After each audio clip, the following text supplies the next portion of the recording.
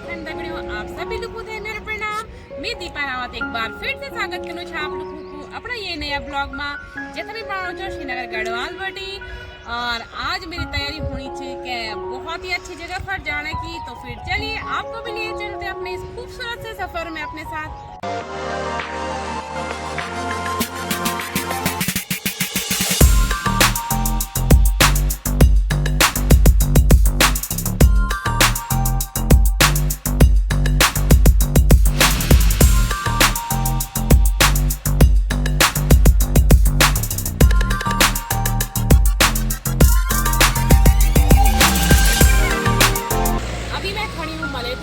मलेथा जिसे कि वीर माधव सिंह भंडारी जी की जन्मभूमि और कर्मभूमि के रूप में माना जाता है।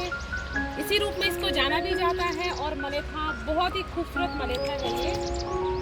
और मेरे यहाँ ठीक सामने पे ये है मलेथा के सेरे, जहाँ पे कि गेहूं की फसल बहुत अच्छी तरह से पकी हुई लग रही है। और कुछ कुछ खेतों में तो लवाई शुरू भी हो गई, शायद वो जौ के खेत रहे होंगे। और इस तरफ जो आपको ये ब्लू कलर की जो टिन शेड्स दिखाई दे रही हैं, ये यहाँ पे रेलवे का स्टेशन बनेगा। तो अभी यहाँ पे निर्माण कार्य चल रहा है रेलवे वालों की तरफ से। और ऊपर ये अब कुछ ही खेत यहाँ पे बचे हुए हैं। पहले जो है मलेथा अपने इन खूबसूरत पंचर जमीनी सेरों के लिए बहुत प्रसिद्ध था, लेकिन अब यहाँ पे रेलवे का स्टेशन बन रहा है, तो इसलिए अब मलेथा रेलवे के स्टेशन के लिए प्रसिद्ध होगा।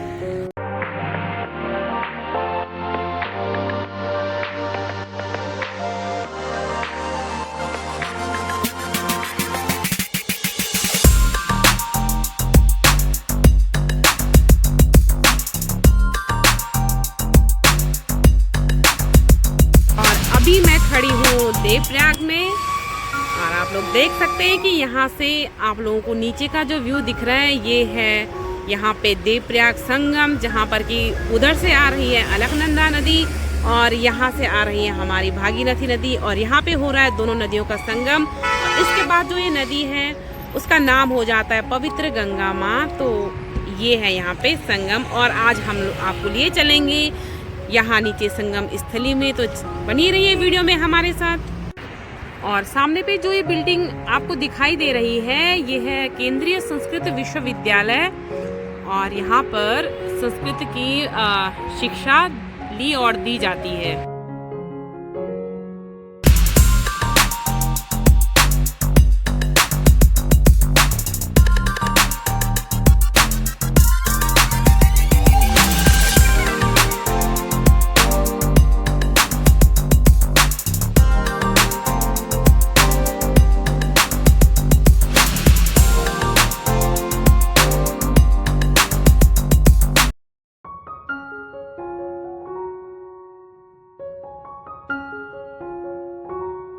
और संगम स्थली के लिए जाने के लिए यहाँ पे ये मार्केट कुछ इस तरह से है। और मार्केट में दुकानें बहुत ही अच्छी तरह से सजाई हुई हैं। यहाँ पे फूलों की मालाएं और प्रसाद और बहुत ही तरह तरह की चीज़ें यहाँ पे दुकानों में रखी हुई हैं बेचने के लिए। और लोग यहाँ से अपने घर भी निशानी लेके जाते हैं, कुछ ना कुछ जो लोग बाहर से आते हैं। तो ये है संगम स्थली जाने वाले रास्ते में जो है दोनों तरफ ही दुकानें। और यहाँ पे दुकानों में बहुत सारे तरह के प्लास्टिक के डिब्बे भी बिकने के लिए रखे हुए हैं, जिसपे कि लोग यहाँ से गंगा जल लेकर के अपने घर। और यहाँ पर ये दो रास्ते हैं। एक रास्ता तो ये ऊपर जाता है जो जाता है रघुनाथ जी के मंदिर के लिए, और एक ये रास्ता जाता है संगम स्थली के लिए।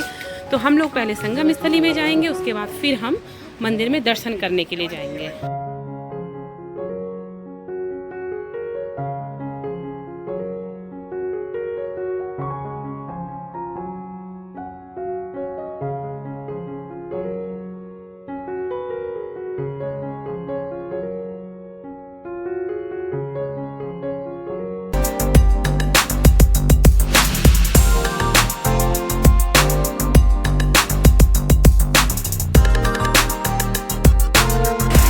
ठीक सामने पे जो नदी दिखाई दे रही है, ये है भागीरथी नदी। और भागीरथी नदी अपने बहुत ही रौद्र रूप में बह रही है, तो इसीलिए इस नदी को सास कहा जाता है।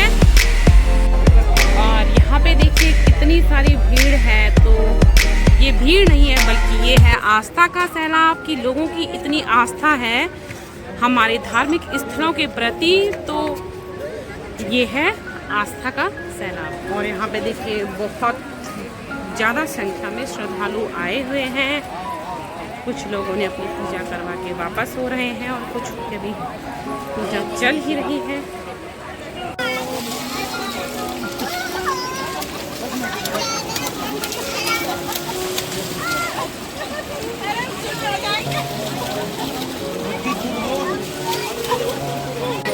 और इस स्थान पे बहुत तरह के धार्मिक कार्य किए जाते हैं, जैसे कि लोग अपने बच्चों का चूड़ाकर्म या फिर मुंडन संस्कार भी यहाँ पे करते हैं। पितरों को तर्पण भी यहाँ पे दिया जाता है और भी बहुत तरह के कार्य यहाँ पे किए जाते हैं। और ये देखिए यहाँ पे सामने पे ये छोटे छोटे बच्चे कितनी मस्ती कर रहे हैं पानी में। वैसे तो मौसम बहुत गर्म है, धूप भी बहुत तेज हो रखी है, लेकिन पानी इतना ज़्यादा ठंडा है कि पैर बिल्कुल सून ही हो रहे हैं। लेकिन क्या कहते, हम लोगों ने ऊपर से तो बहुत बार इस संगम स्थली के दर्शन किए हैं, लेकिन पहली बार मैं भी यहाँ नीचे संगम स्थली पे आई हूँ और इतनी अच्छी फीलिंग यहाँ पे आकर के आ रही है। तो आप लोग भी जब भी यहाँ से जाएं तो एक बार जरूर नीचे इस संगम स्थली पर भी आएं। और संगम स्थली के यहीं ऊपर पे ये इस तरह से दो गुफाएं हैं। एक गुफा ये है और यहाँ पर शंकर भोलेनाथ विराजमान है और एक गुफा ये इस तरफ है और यहाँ पर भी शंकर भगवान विराजमान है।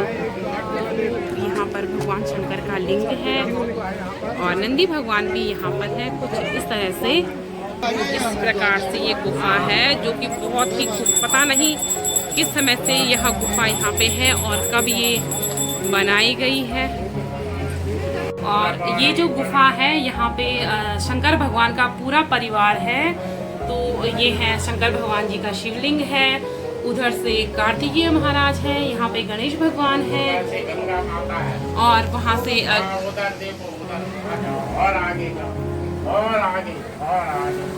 और यहाँ से ये गंगा माता यहाँ से दिखाई दे रही है। यहाँ ऐसे गुफा के अंदर से एक ऐसे झरोखा तरह का है, गुफा के अंदर काट के इस तरह से बनाया हुआ है और यहाँ से गंगा माता बहुत ही खूबसूरत बहती हुई दिखाई दे रही है।